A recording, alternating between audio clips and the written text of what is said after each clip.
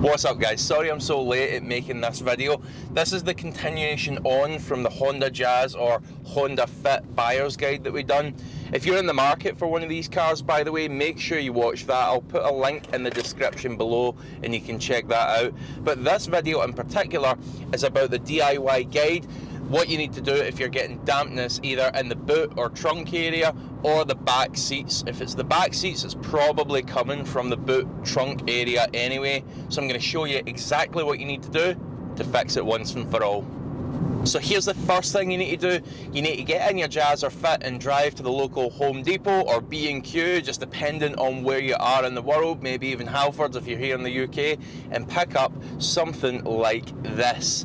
Now what this is an epoxy quick steel type product. Again, I'll add a link in the description below as to where you can get this. I'll add some examples of different products. It comes under different brands and such. Effectively, it's two materials. You mix them together, and when you do it after a set time, they harden up. Now this is what we're going to use to fill the hole where the water's getting in. Now there's probably a million other products you could use as well. Some people can maybe let us know in the comments if they've used something different, but I chose this. It's pretty good. I use it for a lot of little odd jobs like this, and it's really strong, really robust, and it's not going to be worn away by the water hitting it. So I recommend this. Let me show you exactly what we need to do here. We've got our quick steel, and this isn't like any other YouTube DIY tutorial. I'm not going to draw it out. Let's get right into it. So first thing is you want to remove this strip here. Now I've already sort of made it loose because I've only got one hand to do this. I'm holding the camera. What you need to do though is kind of slide it backwards and upwards. It's pretty easy. It's a little clip on the bottom side of it, as you can see, a little push fitting. That's what holds it down at the back. But we want to take this off, not all the way, just pull it up enough so you can get access to the last little section here.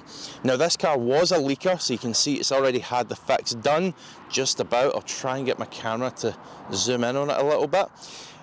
But effectively, underneath where you can see that I've applied this quick steel, that was a big old crack in there. Now we can open the boot and get a better look as well. Now don't worry here guys, it's nothing structural or anything like that. It's simply where the two panels meet. Honda used a filler, and over the years that's cracked, and that's what's resulting in these little Jazzies having the leaky boots that they do. So you can see it's a little fiddly. You need to get your finger in behind this pipe here and press that solution right into place. And anywhere there's a crack, we want to make sure that we press that right in there, and it'll take the shape, no more water getting in. Now same story on the other side. You can see I've went ahead and I've pressed it in here. I think the crack on this side was actually a little smaller on this car, so I didn't need as much of it. So I've pressed it in there. It's easy to access that side over that side because there's no pipe in the way, but you'll manage it, I'm sure. And also remember to lift it up on this side as well and press it in if the crack protrudes along the roofline, which again it did on this car, so double check on yours. Now the final little tip I would give is this strip here. Get that back in place before that solution fully cures. Reason being, once it's cured, it's rock hard and you're never going to be able to get this back into place because it has to take the shape of this here. And if we've added quick steel, obviously we've changed the shape of it.